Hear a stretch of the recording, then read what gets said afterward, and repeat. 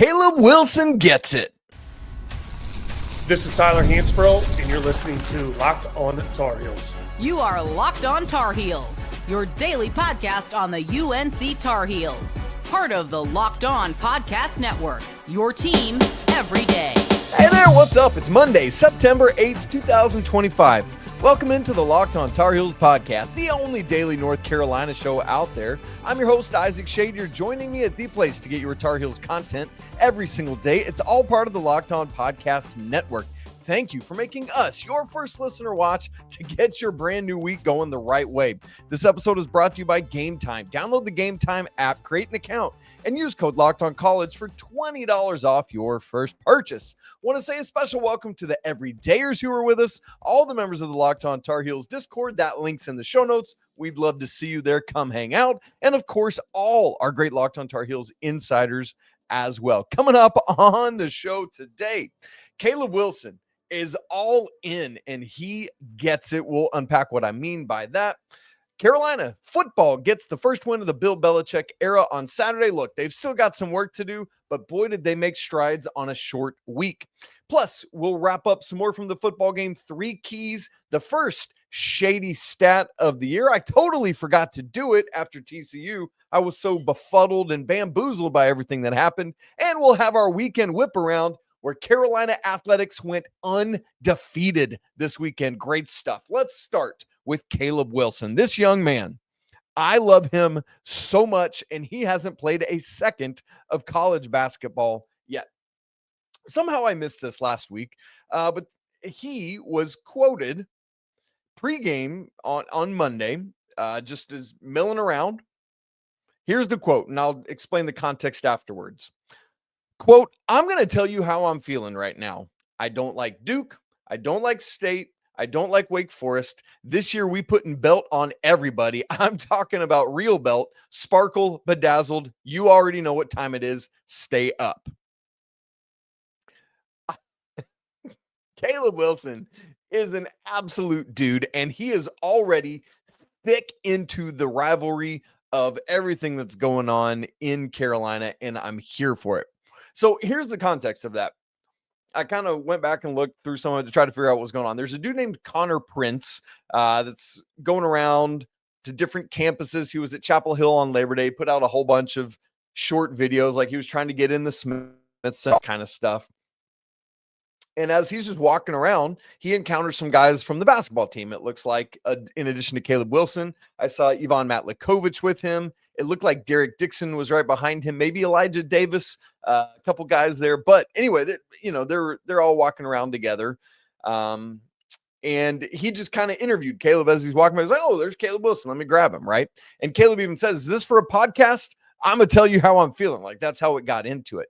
Which, sidebar, I love seeing these guys get into the full college experience, right? Like just out part of the game day activities, everything that's going on Labor Day there, man, it's really, really cool to see that. More of that, please, fellas, keep it going. Also, side note, I think Coach Rob mentioned this on last week's show when we were talking about his experiences at practice last week, but you noticed that Caleb's fingers were taped on his left hand there. So there's that. Okay, look.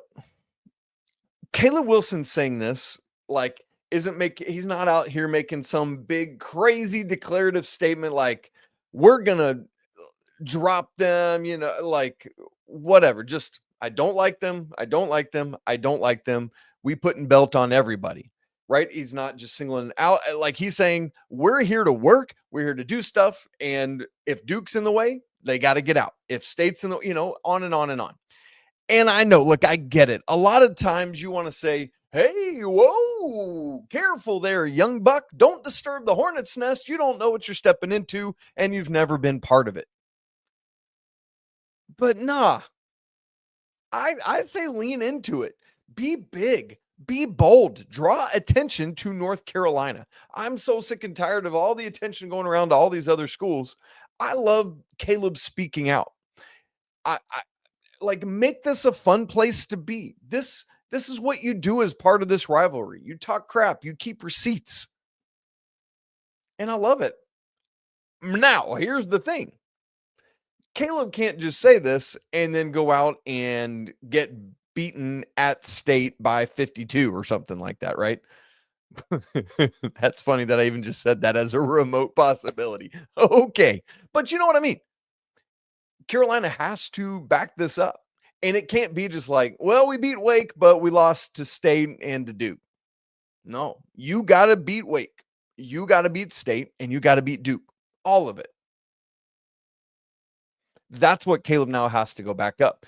And I love it because it's somebody who is clearly putting in the time, is clearly vocal, right? Outspoken. He loves to go out and talk and stir things up a little bit. And I'm here for it, right?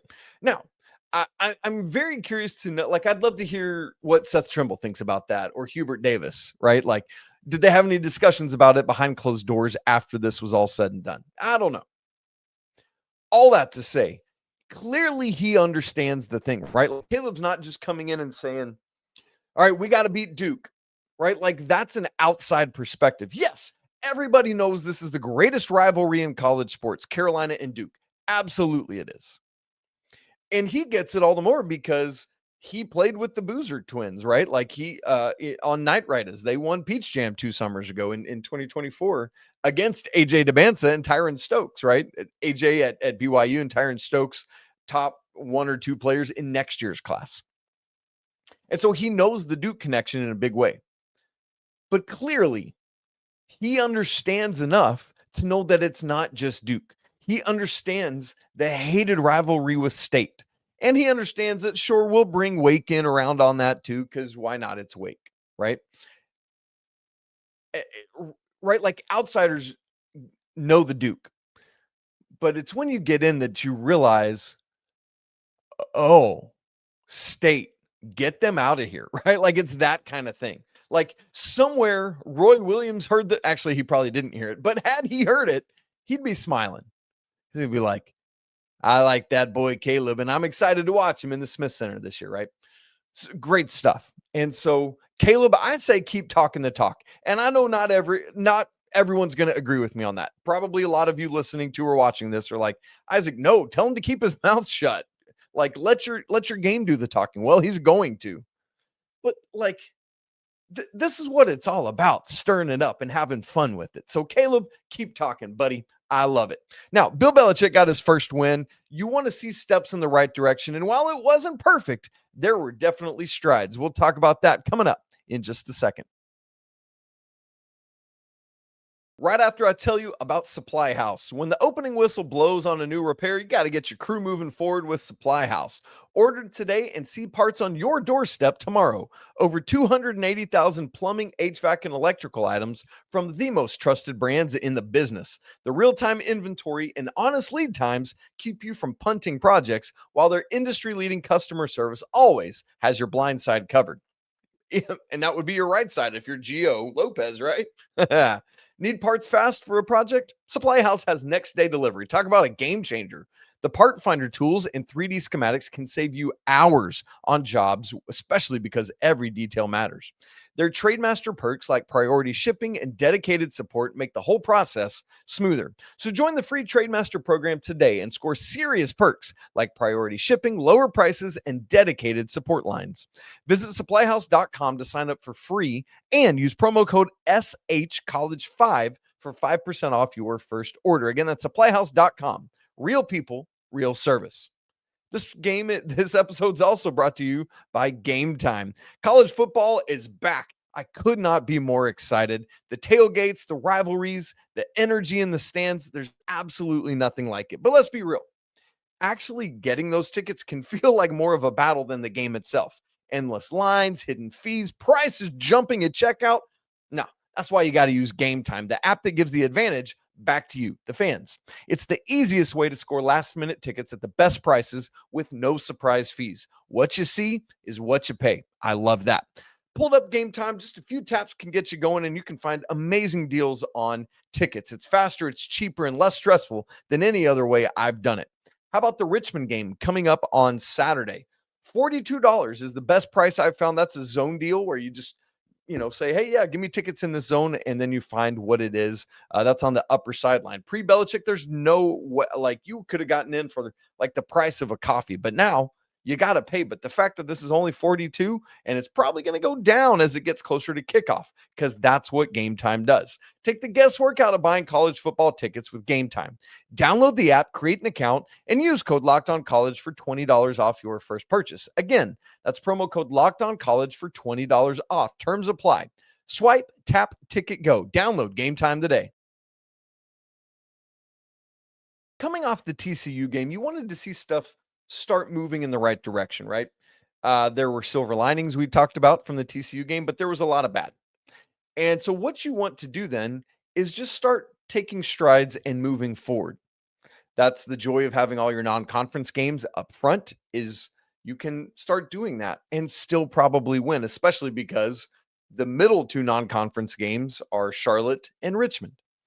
And so what I wanted to see, a big part of it was, yes, a win. I would have preferred a more dominant win, but a win we will take. By the way, if you missed all of our postcast action on live on Saturday night, man, go back and listen to or watch that as well, because we went really deeper on other things. We will have postcast after every game, so make sure you're with us next Saturday afternoon after the Richmond game. Okay. And so I just wanted to see Carolina just take steps forward, however far those were, right? If we're playing red light, green light, I don't care if I got all the way to the person to tag them or if I just got a little baby step forward. A step forward is a step forward. Here, let me give you a great example of this. In the post-game press conference with Coach Belichick, I believe it was our buddy Michael Coe that asked it. It sounded like his voice. He asked Coach Belichick about the importance of the drive just before halftime. And that's where I want to go first for looking at a stride that Carolina took. Let's go back to the TCU game last Monday. Carolina is down 10-7. The game is absolutely, a possibility. In fact, heck, I'm 15 to 20 minutes later starting to record this than I intended to, because Bills Ravens got insane on Sunday night, right? So Carolina being down 7-10, they're in great shape to come back or to stay competitive to win this game. And they had just gotten an interception, right? And so you're like, okay, let's go. But then Gio throws that pick six. So now it's 17-7. You get the ball back with 3:52 before halftime. So this is a chance to get back within a touchdown or within 4 if you get a field goal. Within a touchdown if you get a field goal, or if you get a touchdown to get within a field goal. And so you got a big opportunity to put yourself right back where you want to be heading to the locker room, especially because TCU gets the ball coming out of the locker room. You don't want to miss this opportunity. Unfortunately, it goes completely awry. Here's what happens. Carolina has the ball. They get 1 first down, and that's it. TCU gets the ball back with 53 seconds. And you're like, all right, couple stops, they take a knee, and we're into the locker room. Nah, they get 3 out of it. And then you know what happened. The first play from scrimmage coming out of halftime, 75-yard touchdown run. And suddenly it goes from 10-7 to the pick six, make it 17-7, field goal right before halftime, touchdown right out of halftime. Now it's 27-7, and you blinked. And look, so often, like when the game settles into the middle parts, it's like there's a lot of evenness. But if you can win the emotional beginning and ends of halves, that's what you want to do. Carolina had that great first drive against TCU, an even better first drive against Charlotte. But then they missed opportunities before and after halftime against TCU. How would it play out this time? Well, Carolina's up 10-3. Charlotte drives down the field, thankfully misses a little bit of a chip shot field goal. Little doink. And they get the ball back with 2:51 to go before halftime. Same scenario, about a minute less than Monday against TCU, but Charlotte gets the ball coming out of halftime. So again, you need to score here. You definitely don't want them to score, because then you got to worry about stopping that coming out of halftime. Carolina proceeds to go on an 11-play, 80-yard drive, resulting in a Bullet Goss touchdown. Not only that, but they only left 13 seconds left on the clock. So now, not only does Charlotte not have any time to do anything, Carolina scored a touchdown, and it goes from 10-3, 1-score game, to 17-3, a 2-score game, and not just any 2-score game, but like 2 touchdowns, right? Like that's a big deal. And then moreover, Carolina holds on that first drive out of the locker room. It was touchy. And they held Charlotte. It was a turnover on downs. Could have gotten out of it earlier. But if I remember correctly, that was where the Caleb Cost penalty was that extended the drive. That was on a third down play that Carolina stopped. So that is a step in the right direction.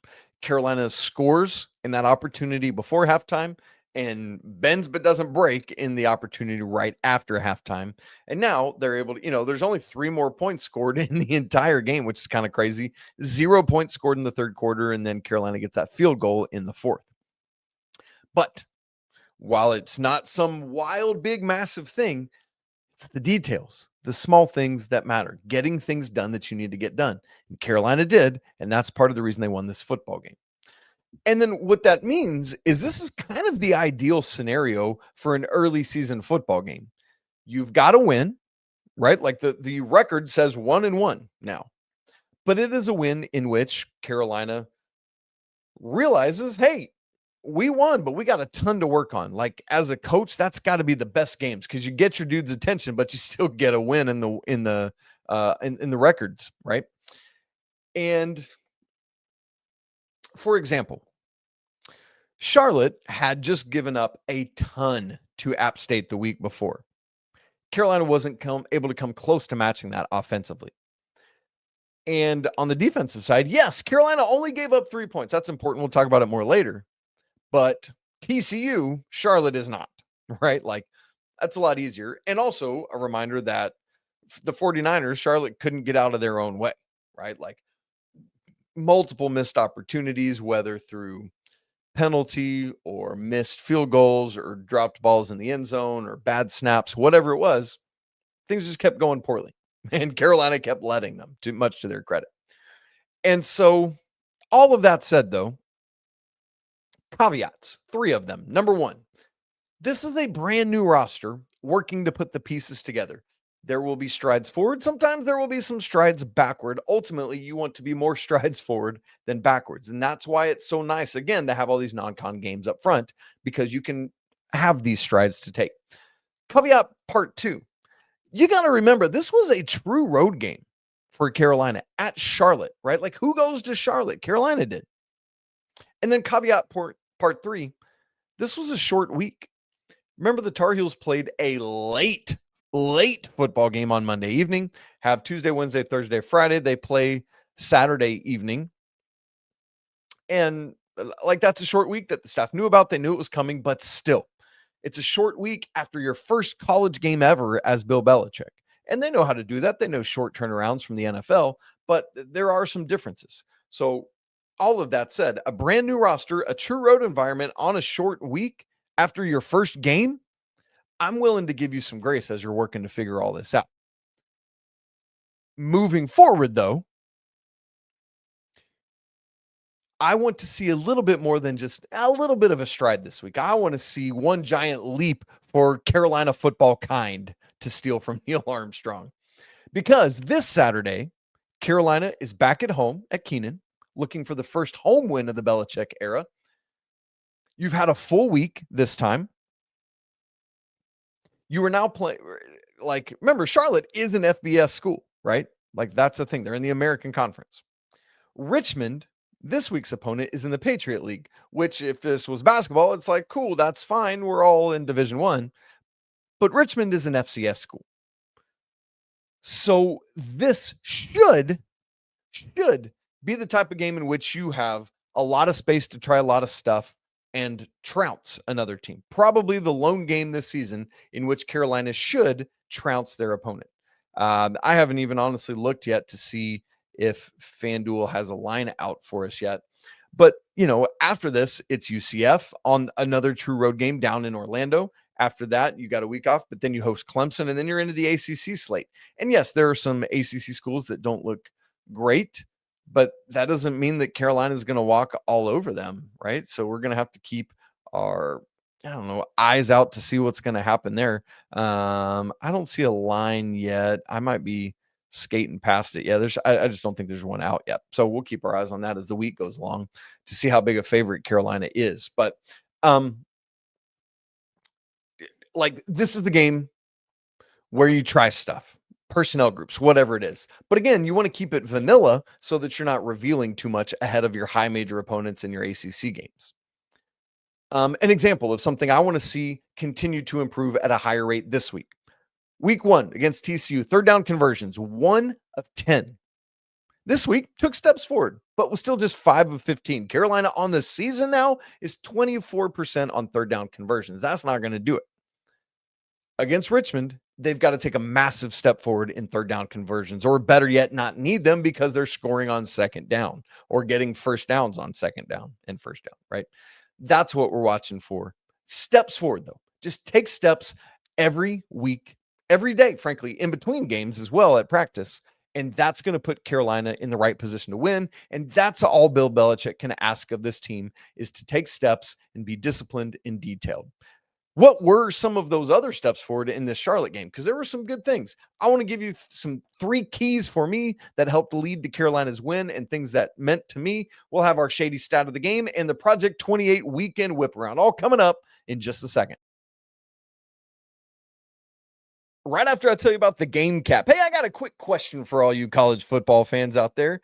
If you could go back in time and sit front row at your school's biggest rivalry game, what hat would you be wearing? Yes, I said hat. I don't know about you, but I love this game hat that I'm wearing, man. It's like that Carolina blue. It's that classic design, and a lot of it is from when I was growing up, man. From the game cap, this stuff is awesome. I love it. They're not just hats, right? They're the same vintage style that we wore back in the 80s and 90s. We've got, all right, the circle design logo. We've got the white version of the hat I'm wearing. If you're listening to this, you can just trust that I'm rocking an awesome lid. Look, these hats, what's cool is they still go for the same price that they did back then. When you use code Locked On, you're going to get your vintage hat for $16.99. That's a great deal. I mean, hats go for like $82.94 in this day and age. So if you want to check them out, head to thegamecaps.com. Again, thegamecaps.com. Grab your team's classic bar or retro circle design and use code Locked On for an exclusive discount, because legends wear the game. As we get into 3 keys and Shady stat, I'm going to leave the game cap on because it feels good. And man, it's hard for me to find a hat that'll fit on top of my hair, so I'm going to keep rocking it. 3 keys from this game. Number 1, and to me, this was, when we talk about small steps forward, this was a massive step forward. 0 turnovers for the Tar Heels in this game.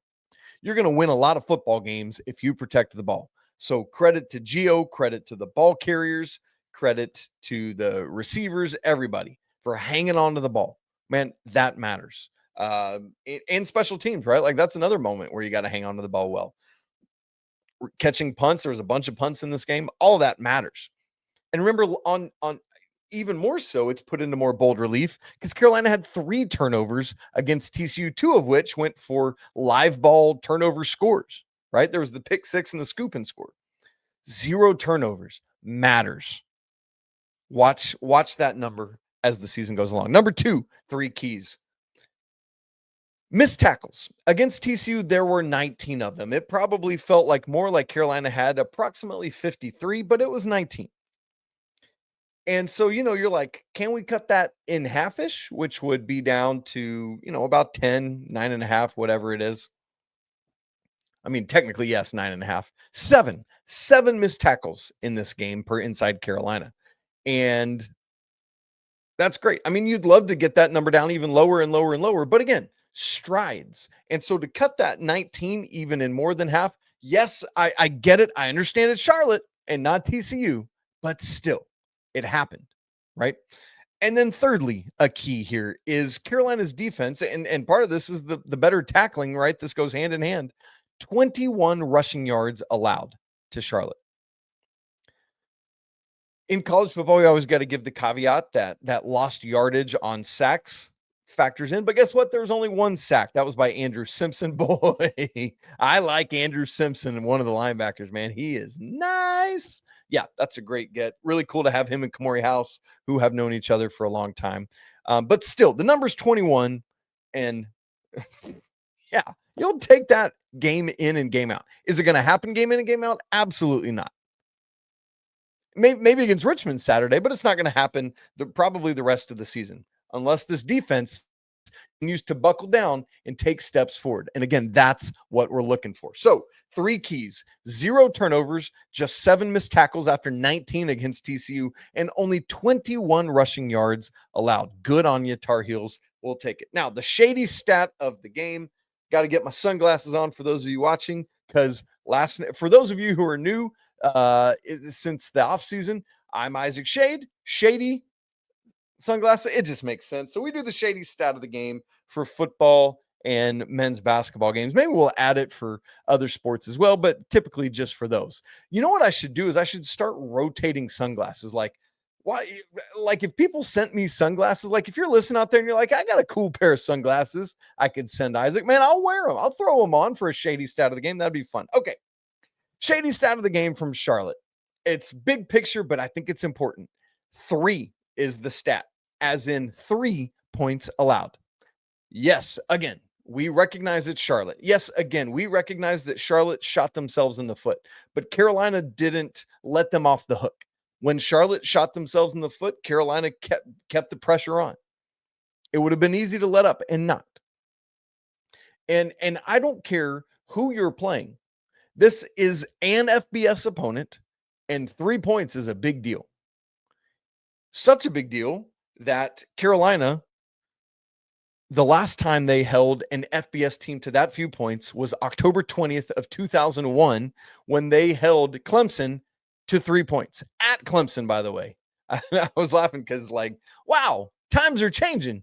Beating Clemson 38-3 at Clemson, that's saying something. That was a different era. Now, more recently, against 2 FCS opponents, both in 2012, by the way, Carolina beat Idaho. This is the most recent shutout against any opponent on September 29th, 2012. Carolina beat Idaho 66-0. But again, they're an FCS school, as was Elon, whom Carolina beat in the first game of that season, 62-0. That was on September 1st. But again, both of those are FCS opponents. So the last FBS opponent that Carolina beat or held to just 3 points or fewer was Clemson in 2001. Also, beating 2 teams 62-0 and 66-0 in the same season, that's bonkers. That's a combined score of 128-0, man. We'll take that. So there you go. Shady stat of the game. Just 3 points allowed. More of that, please, Steve Belichick. We will take it. Weekend whip around. If you need a reminder of how good Carolina athletics is across the board, here you go, ladies and gentlemen. The Tar Heels on the weekend were 7-0-1. 7 wins, no losses, and 1 tie. Let's start with women's soccer. The ladies needed a get-right game. They had lost the only 2 high major games they had played. Again, caveat, on the road at Knoxville and at Athens, playing Tennessee and Georgia.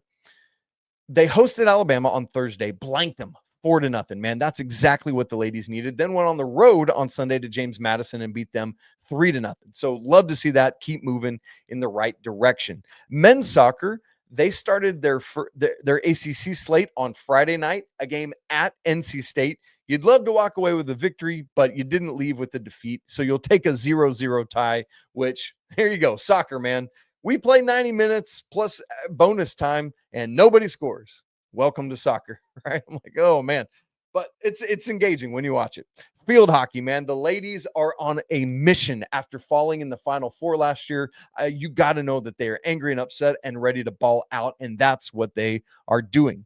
They were 2 games up at Princeton over the weekend. They beat Penn on Friday 6-2, and then they won true road game at Princeton, who's 10th in the nation, beat them 3-2 on Sunday. So that means that Carolina, in their first 4 games of the season, has played 3 top 15 teams. 2 of those were true road games, and they are undefeated. Here we go again. Like, I feel like field hockey and women's lacrosse, like that's what they're doing right now. It's just ridiculous stuff right there. Way to go, Aaron Matson's crew. And then volleyball, undefeated on the weekend, hosting Bucknell Friday, hosting Oral Roberts yesterday on Sunday, winning 3-1 and 3-0 respectively. Great job. Hashtag Project 28, supporting all 28 varsity athletic sports for Carolina. We love it. Love to see what everybody's doing. Undefeated weekend. Let's do that a lot this year, shall we, friends? Great to be back together on this Monday. Can't wait to have you for another great week of the show. Our friend Riley Davis is going to join us Wednesday. We will have the Jarin Stevenson preview, Coach Rob on Thursday, and then Friday we'll get ready for the weekend, including the Richmond game and everything else going on in Carolina athletics next weekend. Thanks so much for being here with us. If you haven't subscribed to the show on YouTube, click that little button down there in the corner. If you're listening, subscribe on your favorite audio podcast platform as well. If you haven't joined the Locked On Tar Heels Discord, I'd have to ask you, why not? It's a great place to be. It's healthy. I try to keep it like a really safe space for fans to be fans and not feel like they're getting hated on or belittled, man. It's a blast to be part of. The link's in the show notes. Come join us. Also, if you want to go next level with the show, have direct one-on-one contact with me, have free access to all of my stats and charts and data and all that kind of stuff and other perks as well, join the Insiders, man. It's a great way to help support the show. We're trying to grow it and grow it and grow it, and you can help us do that. It's always a great day to be a Tar Heel. We'll talk again tomorrow, but until then, peace.